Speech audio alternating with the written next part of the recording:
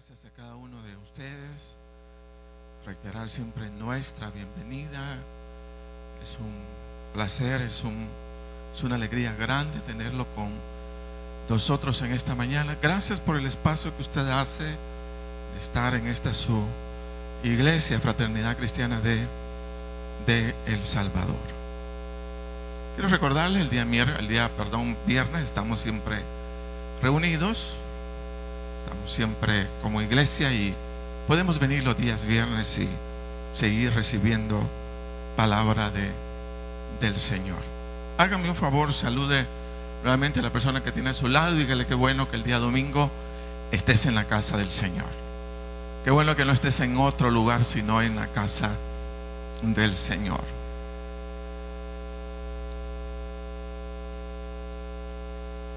Ahora yo quiero preguntarles, ¿cuándo es ya 26 y 27? Es el próximo fin de semana, ¿verdad?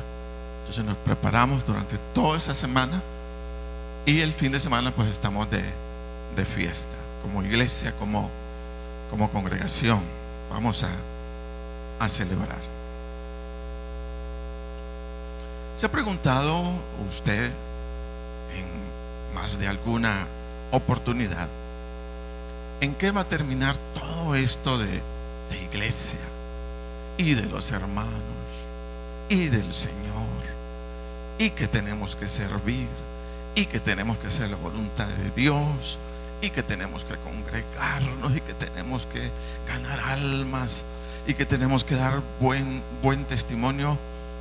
¿Alguna vez usted se ha preguntado en qué va a finalizar todo esto?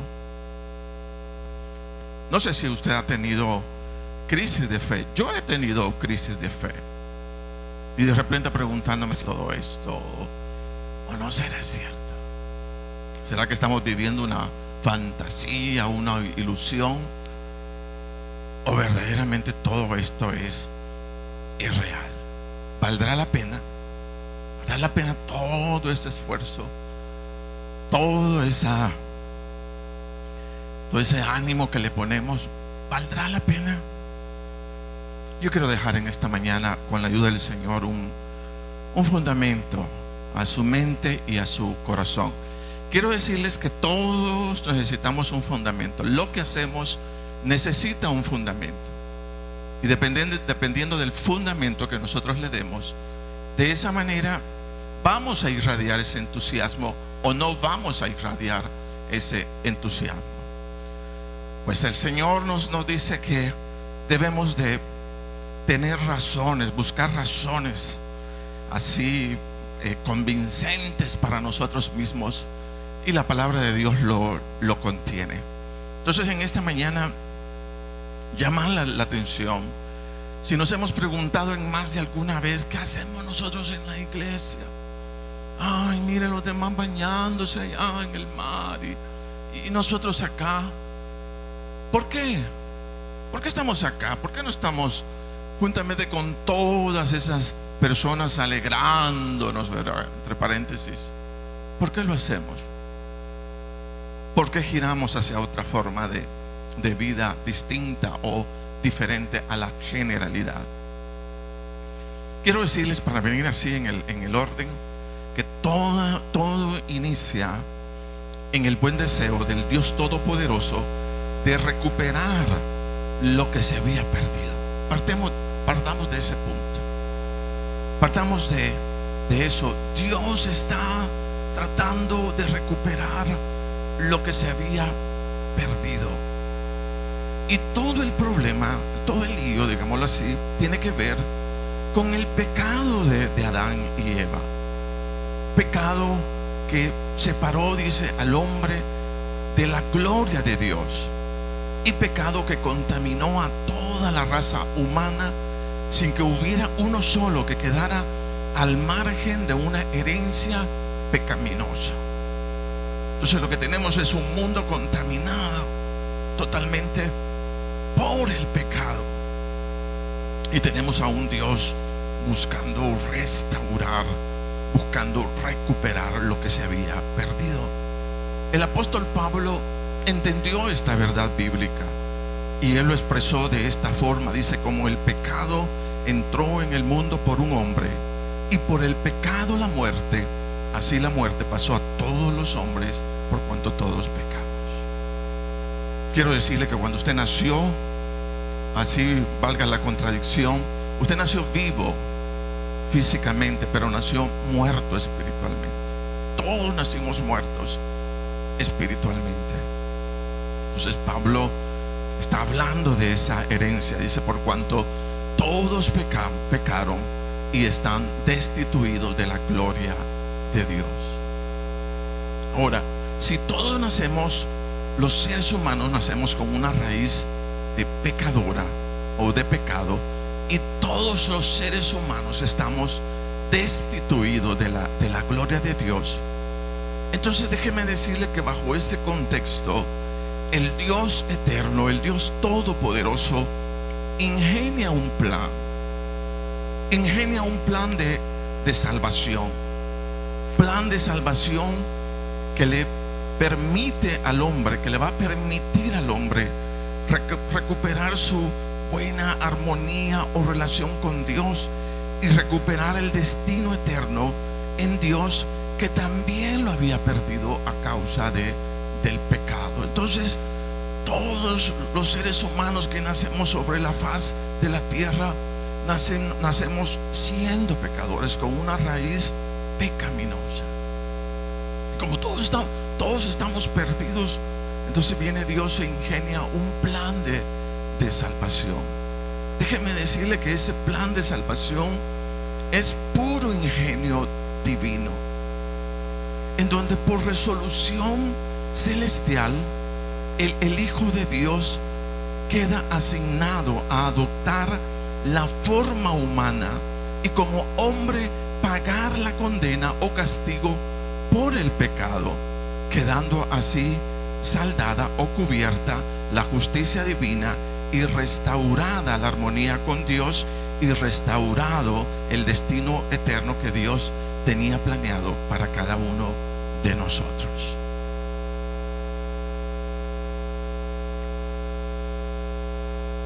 Entonces el plan es, fíjese que pagando Jesús nuestra deuda, es que todo ser humano reconozca en Jesús el perdón de sus pecados, y acepte como modelo de vida al Señor Jesucristo, reconociéndolo no solo como Salvador, sino también como Señor. Y de esa manera les ha garantizado su destino eterno en Dios. ¿Cómo lo explica el apóstol Pablo?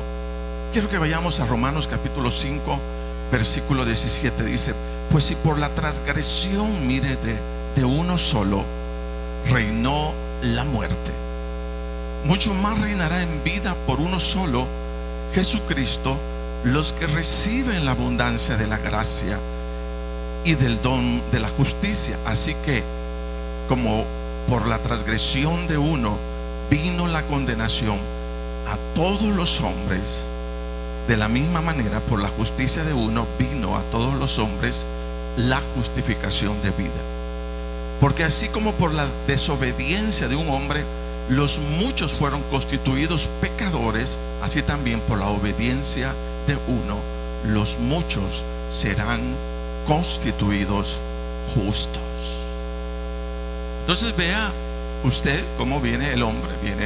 Dice muerto, pero cuando aparece Jesucristo dentro de la historia, cambia todo el panorama, y de pecador, dice la palabra, viene y pasa para ser una persona justa. Óigase bien, todo por causa del Señor Jesucristo.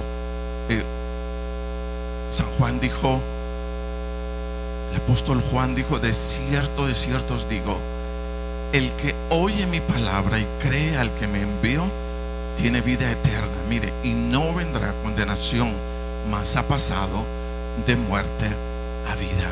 Entonces todo tiene que ver con lo que Jesús hizo en la cruz del Calvario. Pero repito, partimos del hecho de que Dios estaba restaurando o estaba recuperando lo que había perdido. Entonces el plan es que todo el que vea a Jesús, todo el que haga de Jesús su Señor y su Salvador, entonces recupere ese destino y recupere esa posición que por el pecado se había perdido. Ahora, ¿qué pasó o qué pasó con aquellos que vivieron antes de la venida del Señor Jesucristo y murieron? Quiero decirle que ellos murieron, todos los que no conocieron al Señor, sino que vivieron antes. Dice que murieron con la esperanza de la promesa de la venida del Señor Jesucristo, siendo que por el Espíritu Santo fueron avisados de la venida del Señor. No, porque pudiéramos preguntarnos, bueno, ¿qué pasó? Si Jesús viene, muere, ¿qué pasó con todos aquellos que vivieron antes de ellos? Dice que muchos de ellos murieron con la esperanza de la promesa, porque el Espíritu Santo dice que les habló. Todos fueron avisados de que el Señor Jesucristo iba a venir. Y quien comenta esto, que qué pasó con todos aquellos que vivieron antes de Jesús, de la venida del Señor, es Pedro. Quiero que leamos 1 Pedro 1:10. Dice: los profetas que profetizaron de la gracia destinada a vosotros, mire, inquirieron y diligentemente indagaron acerca de esta salvación. Fíjese, escudriñando qué persona y qué tiempo indicaba el Espíritu de Cristo que estaba en ellos, el cual anunciaba, mire, de antemano los sufrimientos de Cristo y las glorias que vendrían tras ellas. A esto se les reveló, mire, que no para sí mismos, sino para nosotros administraban las cosas que ahora os son anunciadas por los que os han predicado el Evangelio por el Espíritu Santo enviado del cielo, cosas en las cuales anhelan mirar los ángeles. Entonces dice que todos los que nacieron antes de Jesús, el Espíritu Santo les avisó, les revelaba que el Mesías iba a venir. Entonces, aun cuando ellos no lo conocieron, ellos no vieron al Señor Jesucristo, más sin embargo, por su esperanza fueron alcanzados. Porque dice que ya el Espíritu Santo les revelaba a ellos que en el futuro iba a venir el Señor Jesucristo. Entonces, pues murieron, no lo conocieron, pero por la revelación del Espíritu Santo, entonces murieron con esa esperanza de que iba a venir el Mesías. Ahora, imagínense ellos, los que no estaban, quienes fueron testigos oculares del Señor Jesucristo. Ellos son otros, ¿verdad? Los que sí lo vieron, los que sí lo contemplaron. Qué cosa más gloriosa, qué privilegio de quienes oyeron, vieron, compartieron con el Señor. Ahora, no todos lo recibieron, unos lo rechazaron, pero otros lo reconocieron como Señor y como Salvador. Pero a mí lo que me llama mucho la atención respecto a quienes fueron testigos oculares de la persona del Señor Jesucristo, que ya no era una revelación, sino estuvieron frente a Él, el impacto que la presencia de Dios a través de Cristo produjo en la vida de todos aquellos que sí recibieron a Jesús como Señor y como Salvador, que no lo vieron como un simple humano, ¿verdad?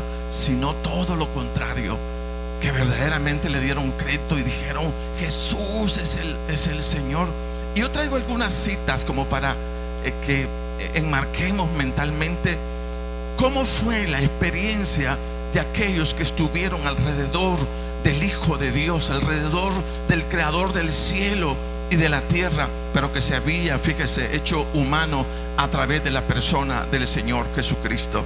Y en Mateo 9:33 dice la palabra del Señor, Mateo 9:33, y echado fuera, dice, el demonio, mire, el mudo habló y la gente se maravillaba y decía: nunca se ha visto cosa semejante en Israel. Ponga usted esa expresión. Nunca se ha visto cosa semejante en Israel. ¿Qué le dice a usted esa reacción de parte de las personas? Que eran hechos admirables. La gente estaba impactada, se impactó de la venida del Señor Jesucristo. Lea San Marcos 2:12. San Marcos 2:12 dice: entonces él se levantó enseguida y tomando su lecho salió delante de todos, de manera que todos se asombraron. Hubo una sanidad, se asombraron y glorificaron a Dios diciendo: nunca hemos visto tal cosa. Ustedes pueden imaginar la reacción, como para que se haya escrito tales expresiones. Nunca hemos visto tal cosa. Nunca. Lo que estamos observando, o en otras palabras, lo que estamos viendo, ¿verdad? Nunca lo hemos visto. Eso significa que la presencia del Señor, del Dios Todopoderoso, a través de la persona del Señor Jesucristo, fue un hecho sumamente impactante, muy impactante. Miren lo que dice en San Juan 7:45.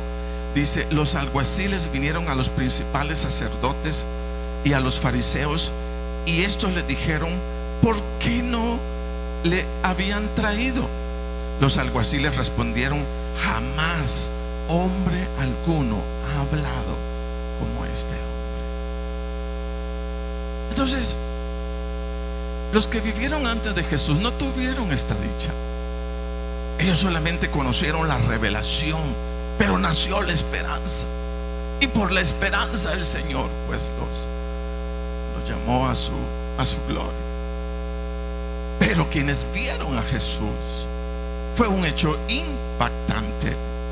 Y ya vimos estos versículos que nos dice acerca de cómo fue la reacción, cómo era la reacción ante todos esos hechos tan lindísimos que el mundo vio de una persona tan espectacular como fue la persona del Señor Jesucristo. Entonces dice las expresiones: nunca se ha visto cosa semejante en Israel. Póngale usted, o en un periódico, que alguien salga diciendo: nunca lo que se ha visto nunca lo hemos visto. Entonces eso significa que eran hechos impactantes, novedosos.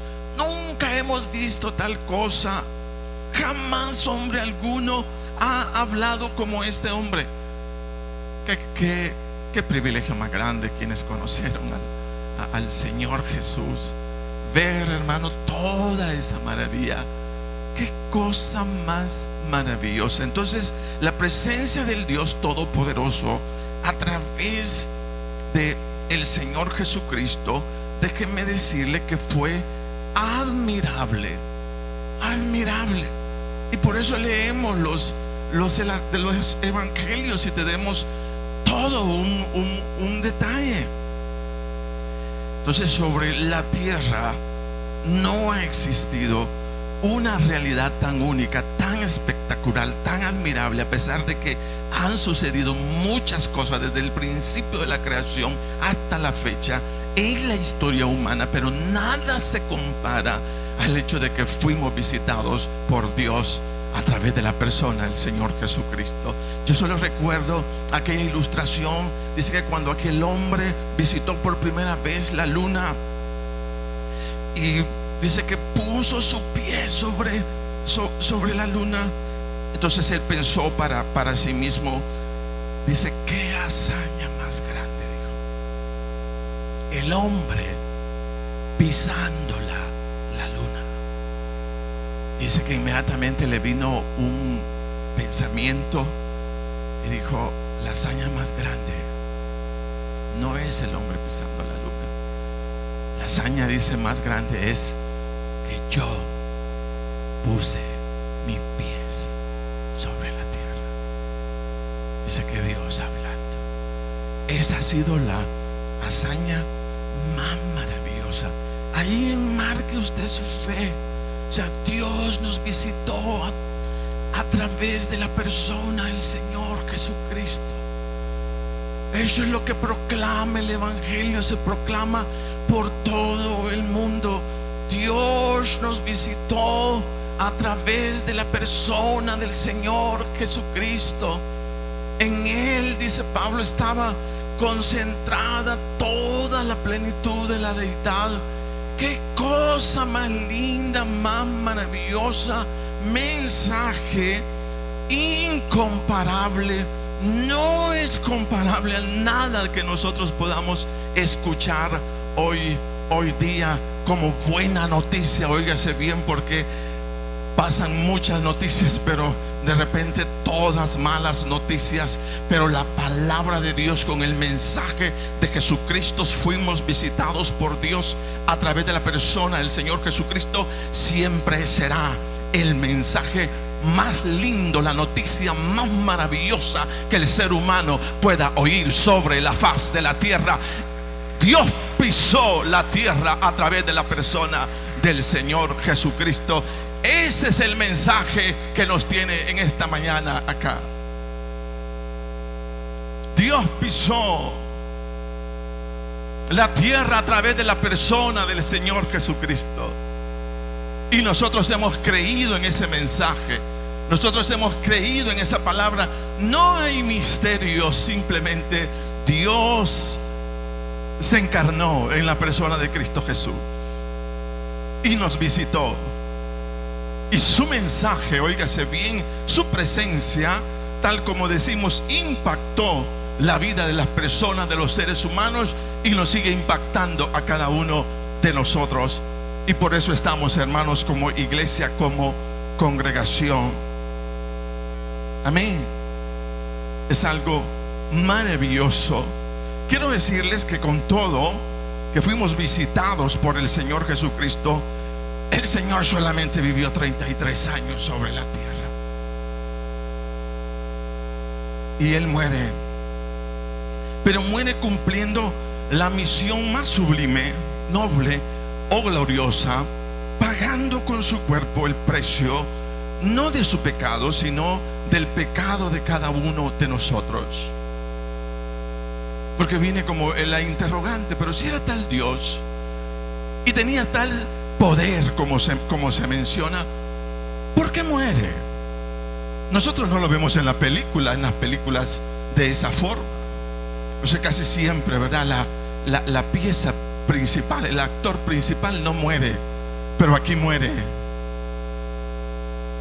Y el único sentido que tiene la muerte del Señor Jesucristo es, óigase bien, que Él hizo justicia. Dios hizo justicia en Jesús. Y Él asumió la responsabilidad, la culpa, el castigo por el pecado que cada uno de nosotros merecíamos. Y Él lo cargó en la cruz. Entonces, si tiene sentido, la muerte es, la justicia se hizo, se operó. O sea, Dios se cobró la deuda por causa del pecado del hombre. Y en Jesús dice que se descargó toda la ira de Dios. Pero dicen algunos, por tonto. No por tonto. Estaba pagando, fíjese bien, estaba cubriendo la justicia divina. Estaba pagándole a Dios lo que se le debía, Dios Padre lo que se le debía.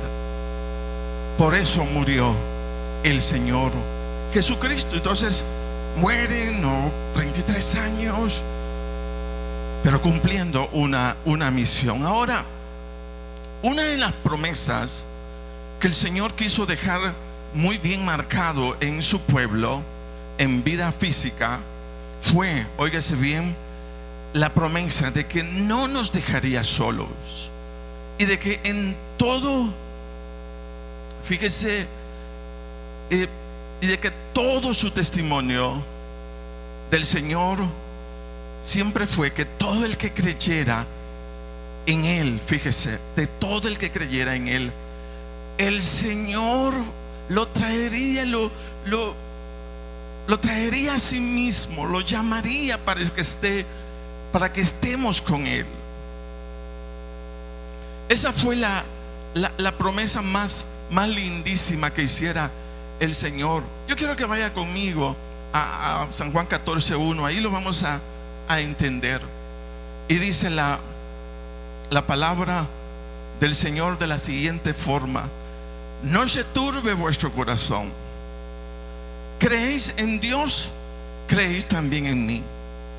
En la casa de mi Padre, dice, muchas moradas hay. Si así no fuera, yo os lo hubiera dicho. Voy pues a preparar lugar para vosotros. Y si me fuere y os preparare lugar, vendré otra vez y os tomaré a mí mismo. Y si me fuere y os preparare lugar, vendré otra vez y os tomaré a mí mismo, para que donde yo estoy, vosotros también estéis.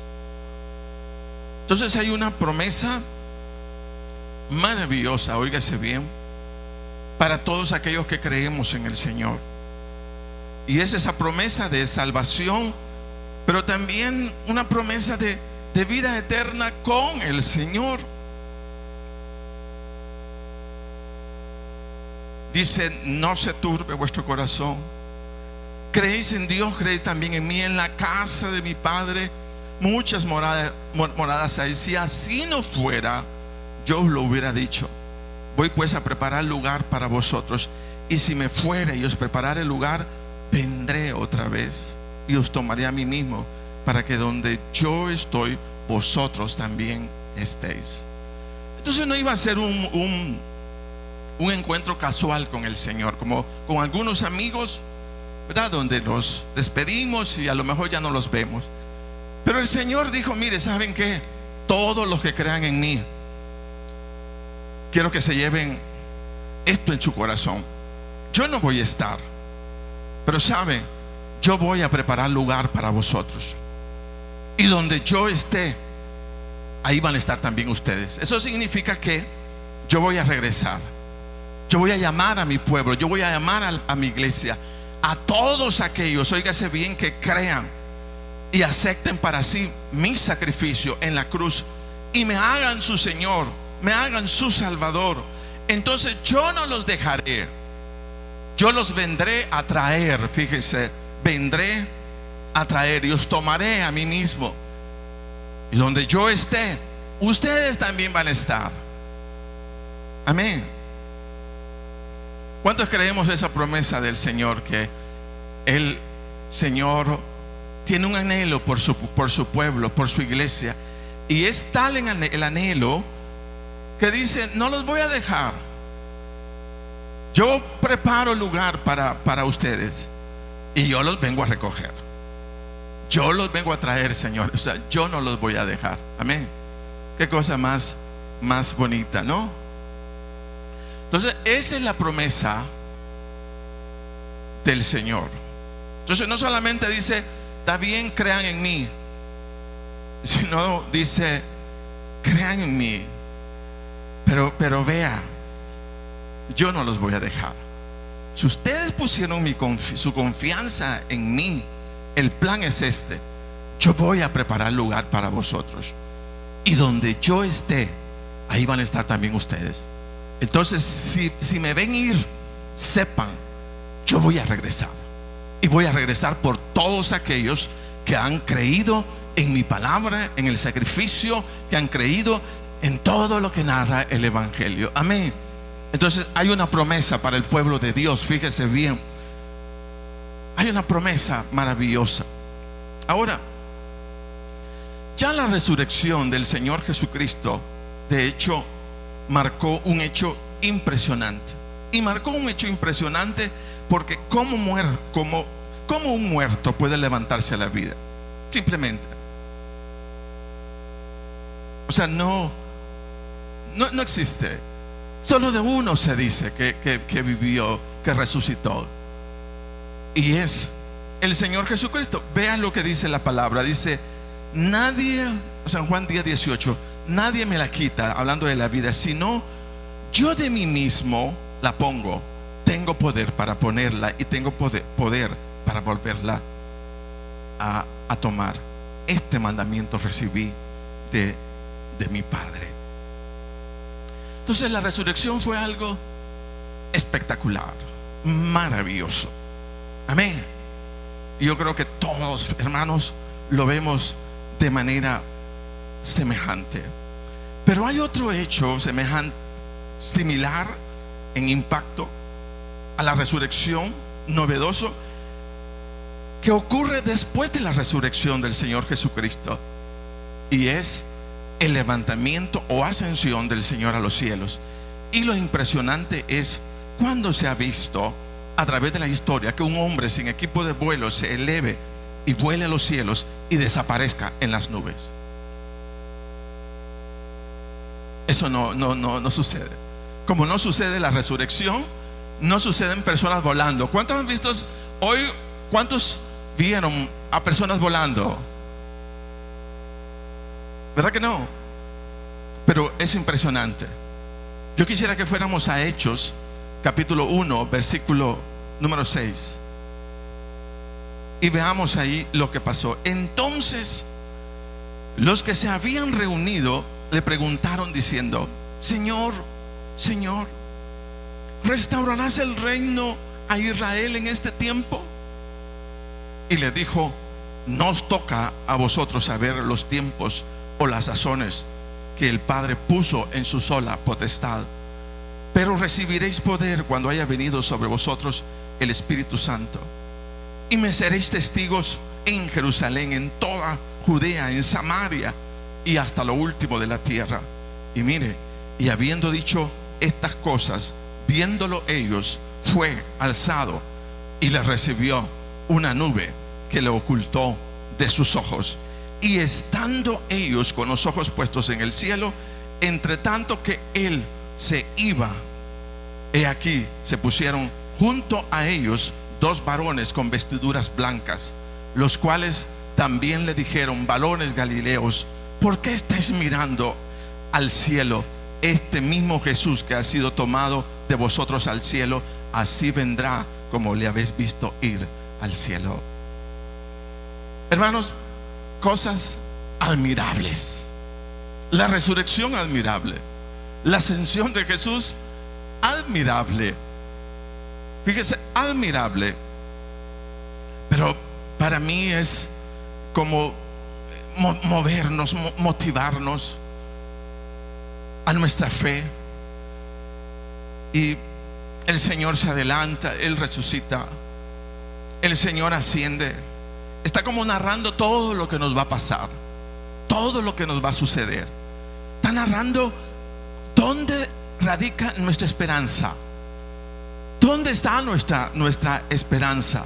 Nuestra esperanza está en la resurrección del Señor Jesucristo, y nuestra esperanza está en su ascensión. Fíjese, porque así como el Señor, mire, asciende, así como el Señor subió, pues lo mismo nos va a suceder a cada uno de nosotros. Amén.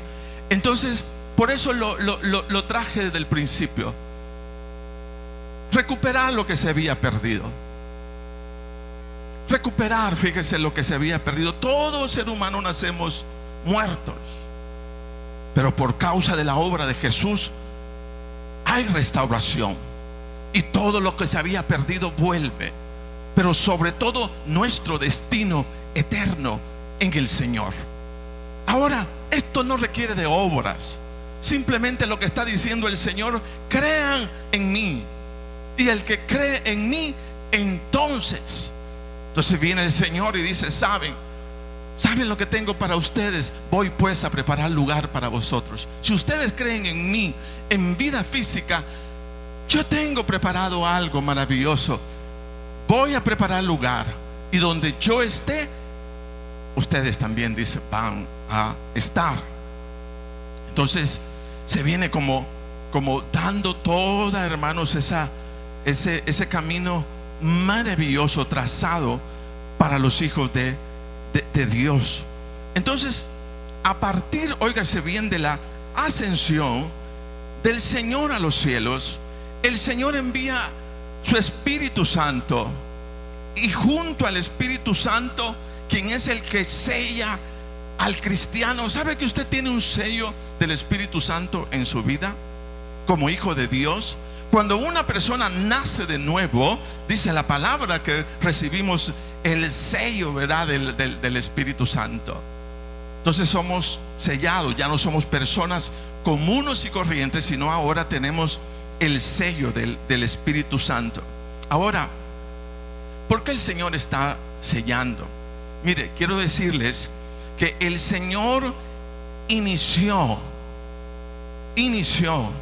el levantamiento de todo un pueblo constituido por personas de todas las naciones alrededor del mundo, quienes, creyendo en Jesús como Señor y como Salvador, se constituyen en la iglesia del Señor.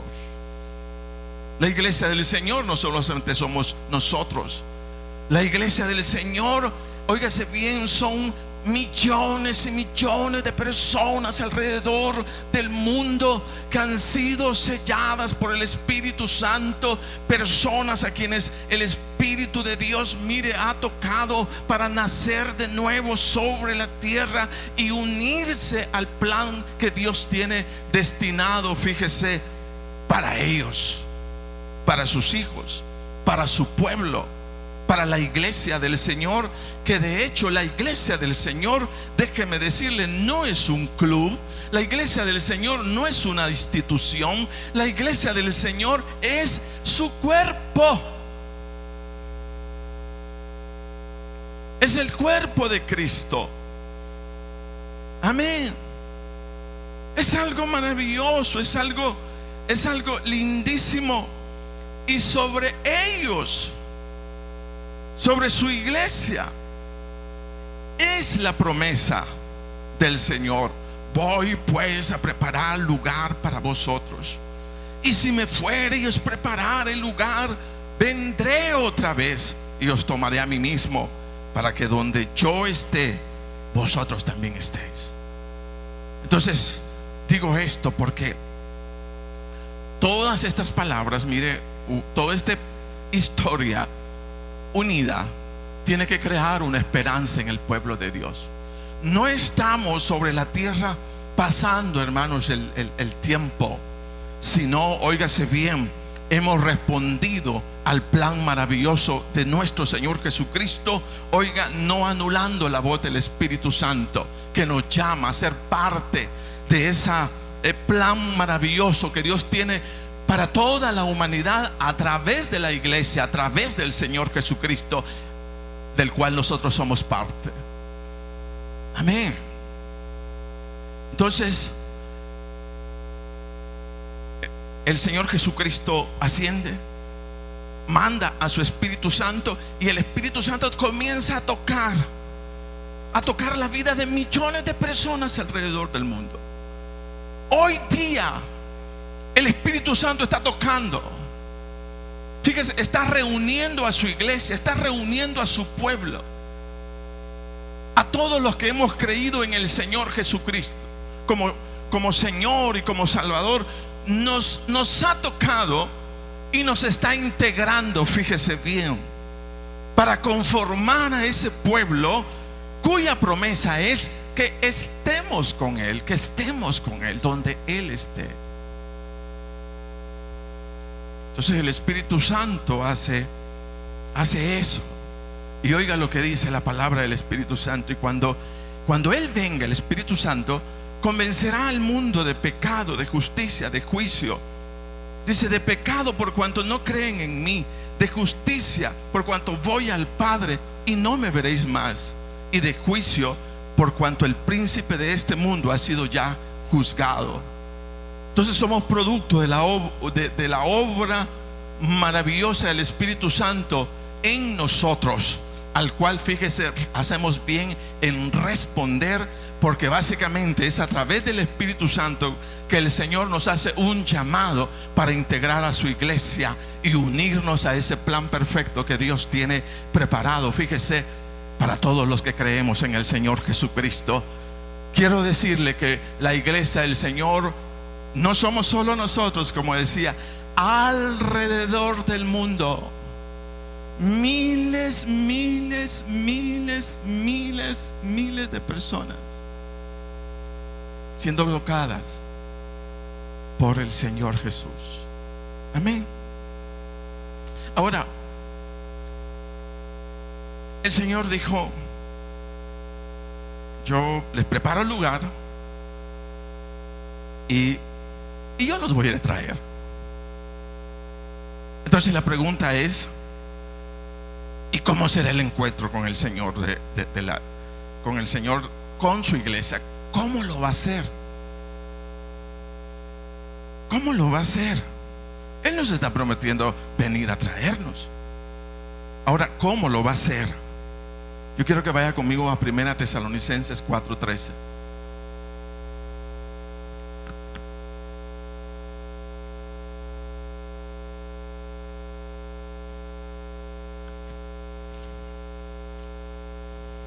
Y oiga lo que dice: tampoco queremos, hermanos, que ignoréis acerca de los que duermen. Mire, el Señor no nos quiere ignorantes, dice, sino nos quiere conociendo. Que ignoréis acerca de los que duermen, para que no os entristezcáis, como los otros, dice, que no tienen esperanza. Porque si creemos que Jesús murió y resucitó, así también traerá Dios con Jesús a los que durmieron con él. Mire, por lo cual os decimos esto en palabra del Señor, que nosotros que vivimos, que habremos quedado hasta la venida del Señor, no precederemos a los que durmieron, porque el Señor mismo, con voz de mando, con voz de arcángel y con trompeta de Dios, descenderá del cielo, y los muertos en Cristo resucitarán primero. Luego nosotros, los que vivimos, los que hayamos quedado, seremos arrebatados juntamente con ellos en las nubes para recibir al Señor en el aire, y así estaremos siempre con el Señor. Mire cuál es el plan. Y eso es lo que se está gestando en este momento. Fíjese, eso de que el Espíritu Santo está tocando es preparándonos para un encuentro maravilloso. Tras el cumplimiento de la promesa del Señor, no los dejaré, sino que los voy a llegar a traer. Y ese los voy a llegar a traer, pero ¿cómo? Ahora la pregunta es ¿cómo? Y dice: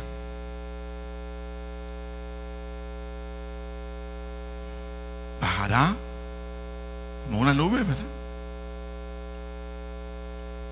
Y desde cierto lugar de los cielos, dice, con voz de mando, con trompeta de Dios, descenderá de los cielos.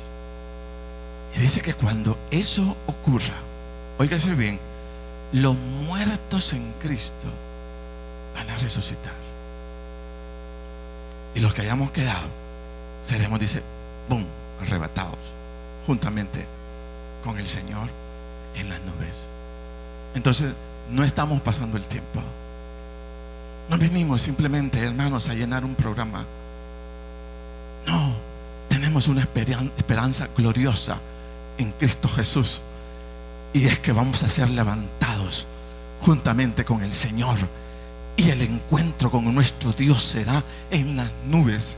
Él nos estará esperando, óigase bien, allí.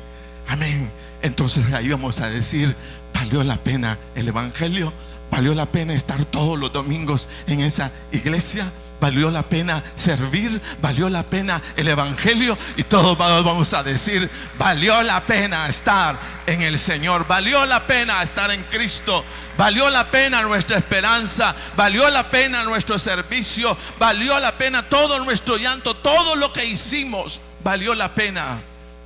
Vamos a ser arrebatados juntamente. El Señor nos va a llevar. Su iglesia está siendo preparada alrededor del mundo, óigase bien, para ser levantados. Es el plan perfecto, es el plan maravilloso que Dios gestó desde el principio de la creación. Es el buen deseo de Dios, del Señor, de recuperar lo que se había perdido. Pero no solamente otorga salvación, otorga un destino eterno maravilloso en el cual descansamos, exaltamos, glorificamos al Señor y no nos perdemos la ruta, el rumbo, óigase bien, que es nuestra vida eterna con Cristo Jesús. Amén.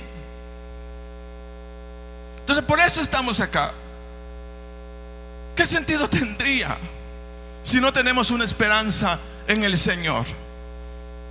Pero esto es lo que va a pasar. Esto es lo que va a suceder. Y oiga lo que dice Pablo. Por tanto dice, si es esto lo que ustedes están creyendo, alentaos los unos a los otros. Anímense. Anímense, porque esto es lo que viene.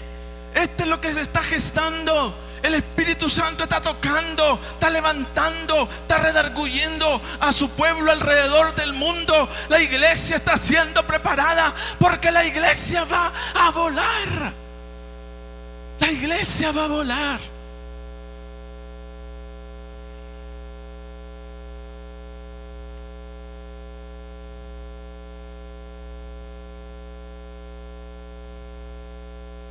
Pero mire qué cosa más gloriosa aún. Dios le reveló a un hombre cómo sería todo ello, cómo será el panorama, la visión de nuestra eternidad. Y yo quiero que vaya conmigo a Apocalipsis 7:9, porque ahorita estamos en que el Señor nos levantará. Pero oiga lo que dice Apocalipsis 7:9. Y a Juan, el apóstol Juan estando en una isla, en la isla de Patmos, como prisionero, dice que el Señor le da una revelación de la iglesia, pero ya estando con el Señor en los cielos, como para que nosotros sepamos qué es lo que está preparado. Fíjese. Y mire qué cosa más lindísima. Esto es lo más lindo, entre todo lo lindo que usted pueda. Porque, repito, aquí está nuestra esperanza. Este es nuestro gozo, esta es nuestra alegría. Usted no puede alejarse del Señor, no puede. Ninguno de nosotros podemos, no, todo lo contrario. Tomar fuerza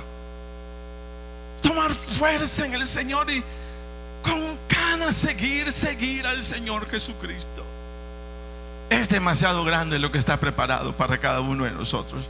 Y oiga lo que le mostró el Señor a Juan. Dice Apocalipsis 7:9: después de esto miré y apareció una multitud, dice, tomada de todas las naciones,